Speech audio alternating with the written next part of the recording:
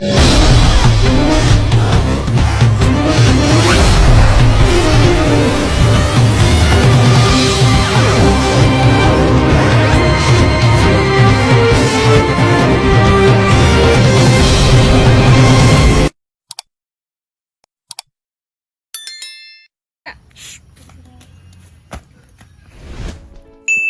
belakang New Public Service. Paradigma New Public Management secara fundamental mengkritik peran negara yang gagal sebagai peran mesin pembangunan. Negara tidak korup atau birokratis, dalam kurung hierarki, tidak efisien, tidak efektif, tidak transparan, bahkan mengarah pada praktik-praktik turun-temurun yang menjunjung tinggi ras, suku, etnis, dan afiliasi politik.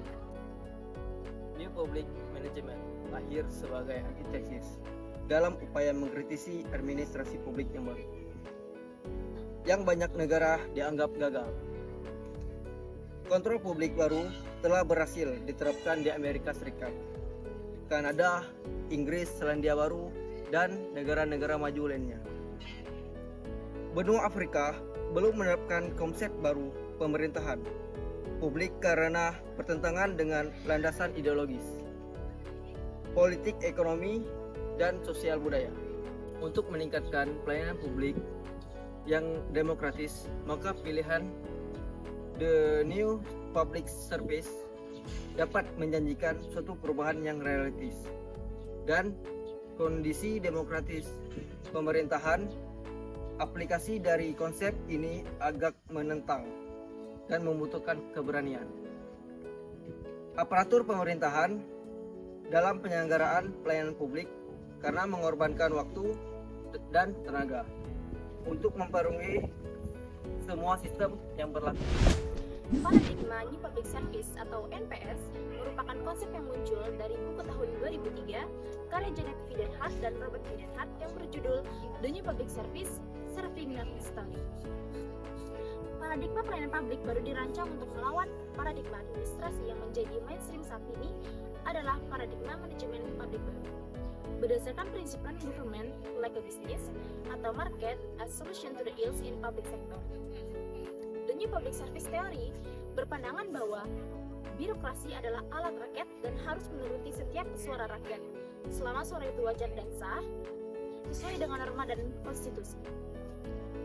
Pemimpin birokrasi tidak hanya eksistensi ekonomi yang diungkapkan oleh teori manajemen publik baru, tetapi juga eksistensi dengan dimensi sosial dan politik yang menjalankan tugas pejabat publik. Dalam rangka meningkatkan pelayanan publik yang demokratis, konsep New Public Service atau NPS menjanjikan benar-benar mengubah keadaan birokrasi pemerintahan sebelumnya. Implementasi konsep ini membutuhkan keberanian dan kemauan instansi pemerintah yang mengorbankan waktu dan tenaga untuk mempengaruhi semua sistem yang berlaku. Alternatif yang ditawarkan konsep ini adalah pemerintah harus mendengarkan publik dalam mengelola pemerintahan. Meskipun tidak akan mudah bagi pemerintah untuk melakukan ini, tetapi itu telah sewenang-wenang kepada publik setelah sekian lama. Dalam paradigma ini, semua orang terlibat dan tidak ada yang hanya menjadi pengamat. Filosofi pelayanan publik baru atau PPB dan Hart menekankan bahwa pemerintah tidak boleh beroperasi seperti korporasi, tetapi harus melayani masyarakat secara demokratis, adil, tidak diskriminatif, jujur, dan akuntabel. Di sini, pemerintah harus melindungi hak-hak warga negara, mendahulukan kepentingan masyarakat, dan memenuhi tanggung jawabnya kepada masyarakat. Citizen First seharusnya menjadi prinsip atau moto pemerintah, kata Reinhardt dan Gray tahun 1998. Akar teori NPS. Teori New Public Service memandang birokrasi sebagai alat rakyat dan harus menuruti setiap suara rakyat, selama suara itu wajar dan sah, sesuai dengan norma dan konstitusi, dalam rangka meningkatkan pelayanan publik yang demokratis. Konsep New Public Service atau bisa disebut dengan NPS menjanjikan benar-benar mengubah keadaan birokrasi pemerintahan sebelumnya. Alternatif yang ditawarkan konsep ini adalah pemerintahan harus mendengarkan publik dengan mengelola pemerintahan. Dalam paradigma ini, semua orang terlibat dan tidak ada yang hanya menjadi pengamat. Filosofi pelayanan publik baru yang bisa disebut dengan PPB dan Den Haag menekankan bahwa pemerintah tidak boleh beroperasi seperti korporasi, tetapi harus melayani masyarakat secara demokratis, adil, tidak diskriminatif, jujur dan akuntabel. Di sini pemerintah harus melindungi hak-hak warga negara, mendahulukan kepentingan masyarakat dan memenuhi tanggung jawab kepada masyarakat. Agar New Public Service dapat ditelusuri kembali ke berbagai gagasan tentang demokrasi yang dikemukakan oleh Dimop, Dahl dan Waldo. NPS berakar pada berbagai teori termasuk 1. Teori demokrasi kewarganegaraan, perlunya partisipasi warga dalam pengembangan kebijakan dan pentingnya musyawarah untuk membangun solidaritas dan menghindari komitmen konflik. 2. Model komunitas dan masyarakat sipil, menyesuaikan peran masyarakat sipil dan membangun kepercayaan sosial, kohesi sosial dan jaringan sosial dalam pemerintahan yang demokratis. 3. Teori organisasi humanistik dan administrasi negara baru, administrasi nasional harus fokus pada organisasi yang menghormati dan menanggapi nilai-nilai kemanusiaan, keadilan dan masalah sosial lainnya. Dan yang keempat, administrasi negara postmodern, mengutamakan dialog teoretis atau bisa disebut dengan diskusi saat menyikapi isu publik daripada menggunakan cara pandang yang terbaik. Prinsip-prinsip New Public Service. Menurut Den Haag dan Den Haag 2003, ada 7 prinsip New Public Service. Yang pertama, melayani warga negara bukan customer. 2. Mengutamakan kepentingan publik. 3. Kewarganegaraan lebih berharga daripada kewirausahaan. 4. Berpikir strategis, bertindak demokratis. 5. Tahu kalau akuntabilitas bukan hal yang sederhana. 6. Melayani ketimbang mengarahkan. Dan yang terakhir, menghargai manusia bukan sekedar produktivitas. Dimensi pengukuran keberhasilan penerapan New Public Service. Ada 10 dimensi pengukuran keberhasilan tersebut. Yang pertama, 1. Tangible, 2. Reliability, 3. Responsive, 4. Competence, 5. Courtesy, 6. Credibility, 7. Security, 8. Access, 9. Communication, dan yang terakhir understanding customer. Kendala yang menghambat proses MPS.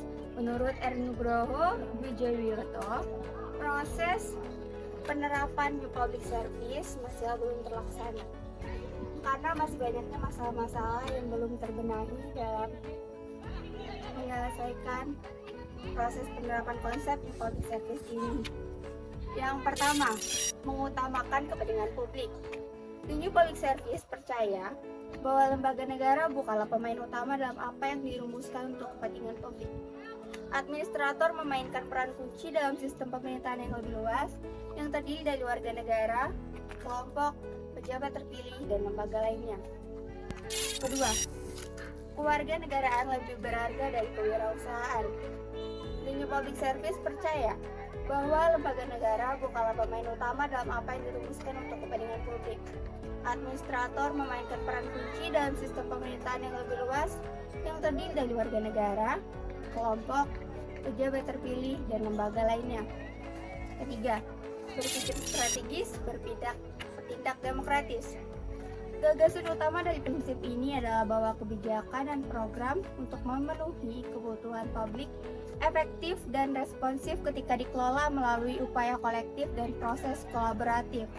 Prinsip ini menyangkut bagaimana pemerintah menafsirkan atau mengimplementasikan kebijakan publik sebagai ekspresi dari kepentingan publik. 4. Tahu kalau akuntabilitas bukan hal yang sederhana. Gagasan utama dari prinsip ini adalah bahwa kebijakan dan program untuk memenuhi kebutuhan publik efektif dan responsif ketika dikelola melalui upaya kolektif dan proses kolaboratif. Dan yang terakhir, melayani warga negara bukan customer. Gagasan utama dari prinsip ini adalah bahwa kebijakan dan program untuk memenuhi kebutuhan publik efektif dan responsif ketika dikelola melalui upaya kolektif dan proses kolaboratif. Prinsip ini menyangkut bagaimana pemerintah menafsirkan dan mengimplementasikan kebijakan publik sebagai ekspresi dari kepentingan publik. Dampak dari penerapan New Public Service di Indonesia yaitu terwujudnya peran negara yang sebenarnya juga ikut terpengaruh, tidak lagi otoriter dan masih memilih siapa yang berhak menerima pelayanan dari negara. Dalam konteks saat ini, praktik administrasi publik, Indonesia telah mengarah pada prinsip-prinsip paradigma pelayanan publik yang baru. Hal ini dapat dilihat banyak kebijakan nasional yang memiliki model bottom up, yaitu alir pengambilan keputusan diatur secara bertahap dan tingkat struktur atau masyarakat yang paling rendah, yang kemudian menjadi dasar pengambilan keputusan nasional. Struktur atas kecenderungan pemerintah untuk secara fundamental memandang masyarakat sebagai warga negara atau pemilik sah pemerintah, pembeli sebagai pelanggan atau pembeli. 3. Kendala dalam menerapkan New Public Service. Problematika pemerintahan Indonesia. Perkembangan pemerintahan Indonesia telah melalui beberapa tahapan, dari prakemerdekaan, pasca kemerdekaan, dan periode reorganisasi dan reformasi pada tahun 1998 hingga saat ini. Banyak permasalahan administrasi yang terjadi di Indonesia, antara lain atas pengaruh budaya kuno. Ketika mengadopsi sistem administrasi tidak dapat diterapkan ke negara atau wilayah apa adanya, menerapkan pelayanan publik baru dan tata pemerintahan yang baik tentu sulit di Indonesia. Hal ini karena budaya orang Indonesia biasanya melayani kepentingan penguasa. Lembaga yang seharusnya melayani warga malah mencari pelayanan dan mewakili kepentingan yang lain. Masyarakat lebih suka mewakili kepentingan atau keinginan instansi mengenai penanganan urusan tata negara. Lalu yang kedua, politik pemerintahan daerah, tuntutan otonomi daerah dalam reformasi 1998 adalah untuk memastikan bahwa daerah-daerah tertentu seperti Riau, Aceh, Kalimantan Timur, dan lain sebagainya yang memiliki kontrol yang lebih baik atas kekayaan mereka, atau bahwa mereka adalah satu bangsa di Republik Indonesia, akan melepaskan diri dari mengembangkan otonomi daerah secara langsung atau pilkadas. Suatu jabatan politik di mana kepala daerah diangkat oleh partai politik, memastikan bahwa unsur-unsur politik tidak pernah lepas dari gaya kepemimpinannya. Lalu yang ketiga, kurangnya sosialisasi dari pemerintah daerah. Sebenarnya setiap kerjaan memiliki aturan, namun sayangnya aturan tersebut tidak tersampaikan secara baik oleh pemerintah. Informasi tentang kejelasan peraturan yang berlaku dan prosedur operasi standar atau SOP, standar operasional prosedur, masih sangatlah kurang. Padahal ini sangatlah penting, terutama dalam posisi strategis dalam pengabdian masyarakat. Misalnya dalam pengendalian atau penyelenggaraan kependudukan seperti KTP, surat tanah, paspor, dan surat-surat atau berkas penting lainnya.